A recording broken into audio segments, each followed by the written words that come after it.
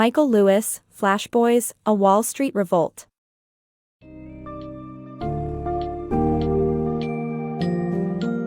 In Flash Boys, A Wall Street Revolt, Michael Lewis investigates the world of high-frequency trading, HFT, and its impact on the U.S. stock market.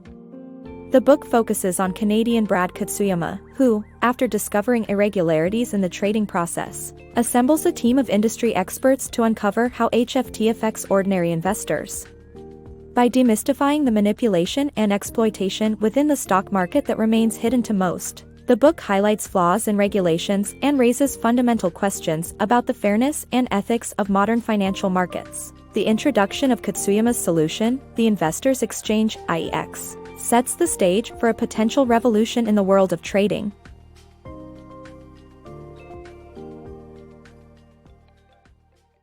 The 1987 stock market crash. In 1987, the U.S. stock market crashed unexpectedly, leaving experts baffled. Regulatory changes that followed led to an increase in computer trading and a decrease in human involvement. Flash Boys, the speeding traders. Canadian Brad Katsuyama learns how high-frequency traders exploit the time some stock market orders use arriving at different exchanges to front-run. This unsettling discovery propels him to start a new exchange that eliminates this predatory tactic. Brad Katsuyama never aspired to be a stock trader but quickly climbed the career ladder at the Royal Bank of Canada's trading desk. However, he began to notice oddities affecting his work while working in New York City. He could no longer buy or sell stocks at the exact prices he saw on his trading screen, and the market prices shifted as he tried to make trades. His team eventually discovered high-frequency traders exploiting the time differential between different stock exchanges to take advantage of edge orders. This discovery motivated Katsuyama to create a fairer exchange that did away with high-frequency trading. Katsuyama's venture, IEX, a novel exchange with a 350 microsecond delay in trading, set out to eliminate this shady high-frequency trading technique. Since its inception, IEX has garnered considerable attention, and investors have praised its efforts to level the playing field for all investors. Unexpectedly, Katsuyama's book, Flash Boys, sparked significant controversy and debate in the financial industry by bringing to light an issue where Wall Street insiders used electronic loopholes to win over investors to keep profits high. Katsuyama's story is an account of a disruptor who instigated concrete change in the finance world. The Mad War for Speed.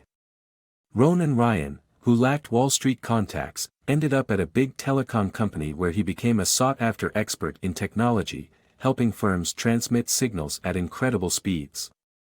Brad Katsuyama, a trader who trusted the system, discovered that the markets were rigged and decided to fight back against high-frequency trading, HFT, and its grip on the exchanges.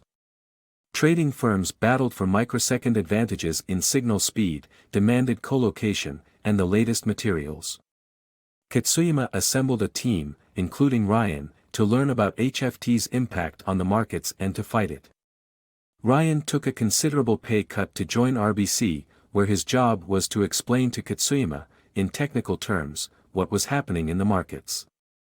Katsuyama hoped to enlighten and educate other investors and put enough pressure on the system to change it. Unintended consequences of regulation. John Schwal, a product manager at Bank of America, discovered that the Regulation National Market System, Reg NMS, unintentionally opened a loophole for high-frequency traders. Reg NMS required brokers to buy at the exchange offering the lowest prices, which enabled HFT experts to profit from a sneak preview of the market by calculating the National Best Bid and Offer, NBBO, faster. This created a trading delay favoring HFT experts. Schwal saw that improvement in market behavior led to new opportunities for profit and Reg NMS did not close the gap. The Deceptive Aspects of HFT. Katsuyama exposes how high-frequency trading, HFT, did not create liquidity and, instead, profited by hijacking trades without assuming any risk, thus undermining trade liquidity. HFT's volatile and fragmented markets encouraged new exchanges to open, adding to the problem.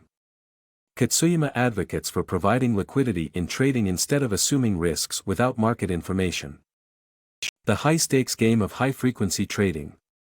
Goldman Sachs hired Russian programmer Sergei Aleynikov to develop a competitive high-frequency trading platform, but management rejected his suggestion to build a new one from scratch.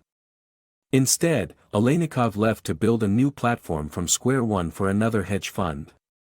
Before he left, he uploaded some of his code to a site so he could retrieve it later. When Goldman Sachs found out, they alerted the FBI, who charged Aleynikov with violating both the Economic Espionage Act and the National Stolen Property Act, leading to his arrest and an 8-year prison sentence. Experts argue that his actions were within the normal behavior of programmers and that the uploaded code was not significantly valuable outside of Goldman Sachs. High-frequency trading remains a complex and secretive corner of the financial industry, with many uncertainties and possible nefarious practices, such as the dark pools, private stock exchanges run by brokers who keep their dealings secret from the public. Revolutionizing the stock market. Katsuyama and his team left their jobs at RBC to create Investors Exchange, IEX, aimed at thwarting predatory trading by high-frequency traders. The exchange implemented several measures, including a delay to negate speed advantages, no colocation, no kickbacks or rebates, and limited types of orders to give no advantage to faster traders. IEX is owned only by investors, avoiding conflicts of interest. Even the founders must work through a broker to trade on the exchange. The dark side of Wall Street.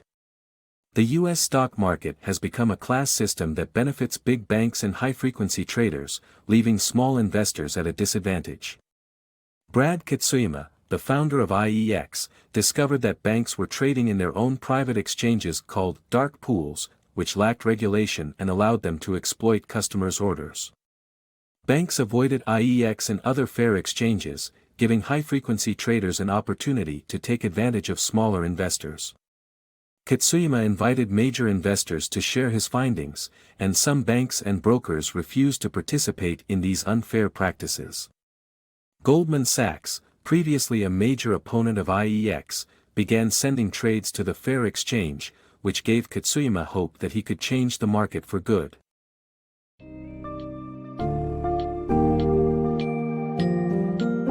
After exposing the deceptive practices of high-frequency trading and the loopholes in regulations, Katsuyama and his team established the Investors Exchange, IEX, to create a more equitable trading environment.